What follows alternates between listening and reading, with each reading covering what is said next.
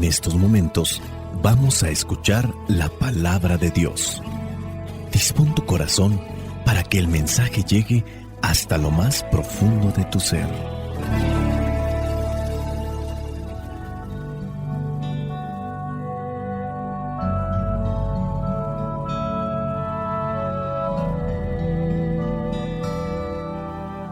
El evangelio que la iglesia nos presenta para el día de hoy corresponde a Marcos, capítulo 2, versículos del 13 al 17. Dice así: Jesús salió de nuevo a la orilla del mar. Toda la gente iba con él y les enseñaba. Y al pasar vio a Leví, el de Alfeo, sentado en la oficina de cobro de los impuestos, y le dijo: sígueme. Él se levantó y lo siguió. Y sucedió que, estando a la mesa en casa de Leví, muchos cobradores de impuestos y pecadores se sentaron a la mesa con Jesús y con sus discípulos, porque eran muchos los que lo seguían. Pero los maestros de la ley y los fariseos, viendo que comía con los pecadores y con los cobradores de impuestos, decían a sus discípulos: ¿por qué come con los cobradores de impuestos y con los pecadores? Al escucharlo, Jesús les dijo: no son los sanos los que necesitan médico, sino los enfermos. No he venido a llamar a los justos, sino a los pecadores. Palabra de Dios. Te alabamos, Señor. Señor Jesucristo, nuestro divino Salvador, enseñando a los hombres el fuego de tu amor.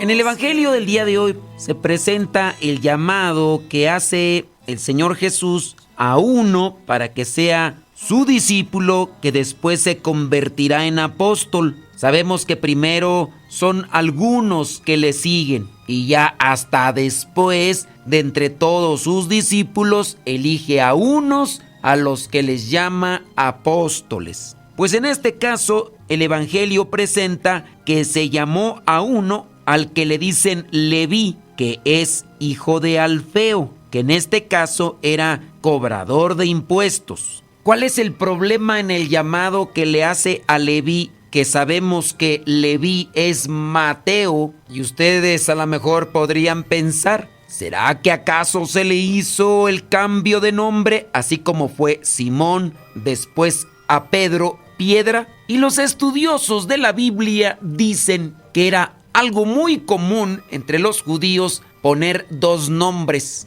Esto para el primer siglo en el mundo judío. Lo mismo, dicen los estudiosos, podría aplicarse de Saulo, Pablo, José, Bernabé, Juan, Marcos. En su caso, Leví dicen que era su nombre de origen. Mateo, que significa don de Dios, es el nombre que adopta tras su llamado, así como también en el caso de Simón y Pedro. Esto, si lo aplicamos de una forma muy práctica, sería como diciendo: ya no soy el mismo después de encontrarme con Cristo. Dirá San Pablo en Gálatas capítulo 2 versículo 20: ya no soy yo el que vive, es Cristo el que vive en mí. Es interesante cuando Mateo escribe su evangelio. No se llama a sí mismo Leví, se presenta directamente como Mateo el publicano. Es decir, no oculta su pasado, pero tampoco se justifica. Con esto podríamos decir que está resaltando cómo Dios trabaja. Hemos dicho, y hay que también mencionarlo, de los 4 evangelios, el evangelio de Marcos es el que se escribe primero a nivel cronológico. En el caso de los apóstoles, solamente Juan y Mateo.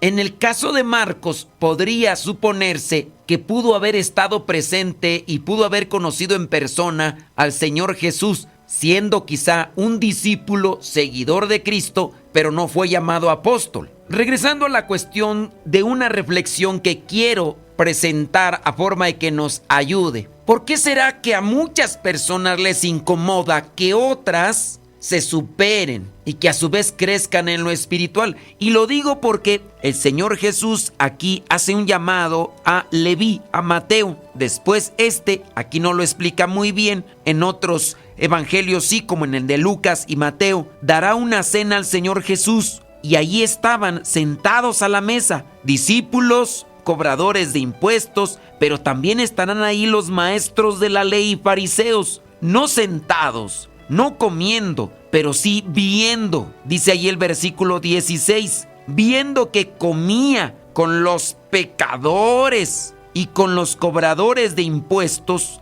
Estos maestros de la ley decían a sus discípulos, es decir, a los que le estaban siguiendo al Señor Jesús, que por qué comía con cobradores de impuestos. Y en el versículo 17, al escucharlo, el Señor Jesús les dijo, no son los sanos los que necesitan médicos, sino los enfermos. Planteamos la cuestionante, ¿por qué será que a algunas personas les incomoda que otras se superen o crezcan en lo espiritual? ¿Por qué criticar? ¿Por qué juzgar? Fulano de tal ya no anda en la parranda, fulano de tal ya no se emborracha, ahora anda en cuestiones de iglesia. Más que alabar a Dios, vendrá un cuestionamiento burlesco. Ahora resulta muy santito, ni que no nos acordáramos cómo era antes. Ay, mosquita muerta, y de seguro ahora quiere tapar todas las cosas que hizo. ¿Por qué incomoda el crecimiento espiritual a estas personas? A nivel psicológico se podrá decir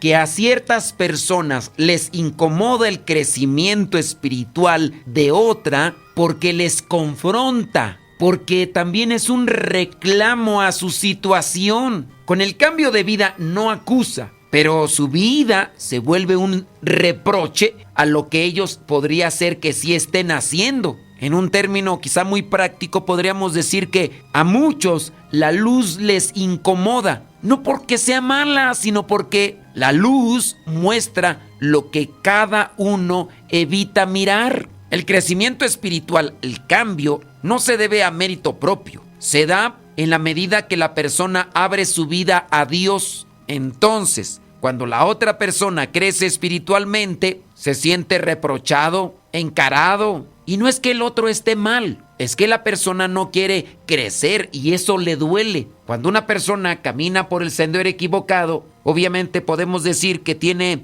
orgullo o hasta soberbia, quizá al mirar que el otro sí ha crecido, se ha purificado y ha cambiado, eso obviamente le incomoda y por eso es que critica. En el caso de los maestros de la ley, están mirando que el Señor Jesús está teniendo más discípulos e incluso están viendo que muchas personas cambian y a su vez, por lo mismo que dice Juan el Bautista y dice el Señor Jesús, maestros de la ley y fariseos son unos hipócritas. La gente no les hace caso, la gente a su vez los ignora e incluso los desprecia por la superficialidad que tienen y obviamente eso les cala. Cuando ven que otros están cambiando gracias a lo que dice el Señor Jesús, obviamente quieren desacreditar todo lo que hace el Señor y por eso comienzan a criticar. Seamos prudentes y vigilantes, ya que en muchas de las ocasiones uno puede estar colaborando a solamente inflarnos más en el orgullo y la soberbia. ¿Has sabido de un matrimonio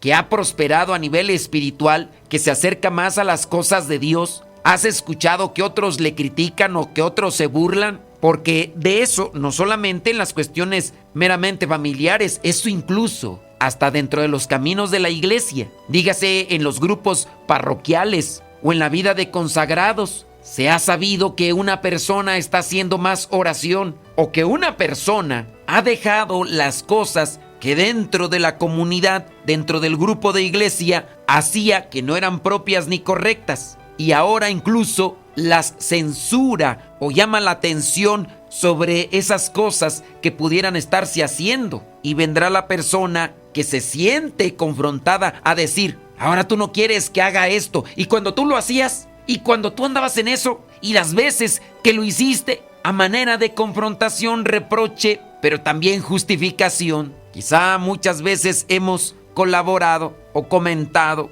o quizá pensado, no nos alegramos, no alabamos a Dios, no lo glorificamos. El Señor Jesús quiere sanarnos. Todos tenemos una debilidad o fragilidad de un tamaño, de otro, de un color, de otro. No son los sanos los que necesitan médico, sino los enfermos. Pero hay enfermos, o a su vez, cambiando el término, hay gente que carga con pecados que no reconoce. Dígase en el caso de la soberbia, hay una soberbia espiritual que muchas veces traemos sobre nuestras formas de vida. Quizá no somos los pecadores de antes, no andemos envueltos en los vicios a la forma de antes, pero igual hoy nos sentimos como tocados por Dios, juzgamos, criticamos, no tenemos compasión, paciencia ni misericordia para con las personas que están en nuestros ámbitos. Les reclamamos, les reprochamos porque no viven igual que nosotros. Pero dentro de esa postura, obviamente la soberbia no nos deja avanzar en el camino de Dios. Aunque no hagamos los grandes pecados que dentro del mundo se presentan en el consumo o en la acción pecaminoso, pero en esa soberbia espiritual puede ser que no estemos avanzando en la santidad, porque la santidad es justicia, la santidad es compasión, la santidad es misericordia, pero te la pasas o nos la pasamos señalando a los que se equivocan, a los que tropiezan y caen, como aquel sacerdote que en plena celebración, dentro de la explicación de la palabra, tomó la situación de un fulano popular dentro del ambiente artístico que acababa de fallecer, y el sacerdote lo puso como el peor ejemplo. Pues bien, si era una exhortación para que no se siguiera ese paso, quizá entonces se desvió el comentario y la actitud a forma de hacerle un juicio a quien ya no estaba presente y que tenía poco tiempo de haber fallecido en un accidente junto con otras personas. Si una persona ya fallecida tenía una vida equivocada, lo que nos toca más es orar por esa persona para que Dios tenga misericordia. Y si en el caso de advertencia se tiene que presentar actitudes desordenadas, evitar a su vez mencionar los nombres de quienes ya no pueden corregirse ni pueden cambiar de vida porque simplemente ya no están en este plano terrenal. No seamos como estos maestros de la ley que por estar juzgando la vida de los demás pudiera ser que estén pensando que ellos en ese comportamiento o en esa actitud se hacen más justificados a la presencia de Dios. Nadie es perfecto. A veces estamos bien, a veces no tan bien, pero el buen Dios se acerca a nosotros como médico para curarnos, sanarnos, liberarnos, levantarnos. Así como en el plano físico, no siempre estamos bien de salud. Hay veces que sí, pero hay veces que no. Pidámosle al buen Dios que nos ilumine, que nos conceda la humildad necesaria para reconocer nuestras faltas y pedirle perdón. Que el Espíritu Santo ilumine nuestra mente, ilumine nuestro hablar, ilumine nuestro corazón, para que lo que pensemos, digamos y sintamos sea siempre conforme a su santa voluntad. Espíritu Santo, fuente de luz, ilumínanos. Espíritu Santo, fuente de luz, llénanos de tu amor. La bendición de Dios Todopoderoso, Padre, Hijo y Espíritu Santo, descienda sobre cada uno de ustedes y les acompañe siempre. Soy el Padre Modesto Lule, de los misioneros servidores de la palabra. Vayamos a vivir el Evangelio. Lámpara es tu palabra para mis pasos, luz en mi sendero. Lámpara es tu palabra para mis pasos, luz en mi sendero. Luz, tu palabra es la luz. Luz, tu palabra es la luz. Yo guardaré tus justos mandamientos.